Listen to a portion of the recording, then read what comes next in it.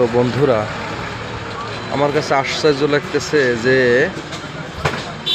এখনকার এই সময় শীতের সময়ে আমরা যেটা বিশেষ করে রমজান মাসে বেশি হয়তো এই যে তরমুজ দেখেন, এটা কোনো কোলেস্টেরলের না, এটা বাস্তবে ক্ষেত থেকে তোলা তরমুজ।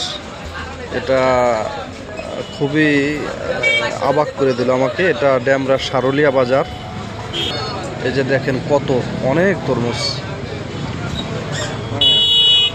অনেক ভালো লাগতেছে। ড্যামরা থানাধীন সারুলিয়া বাজার, এখানে দেখেন লাট মারা তরমুজ, অনেক ভালো লাগে। সকল বন্ধুকে ধন্যবাদ, আল্লাহ হাফেজ। তো বন্ধুরা, আমার কাছে আশ্চর্য লাগতেছে যে এখনকার এই সময় শীতের সময়ে আমরা যেটা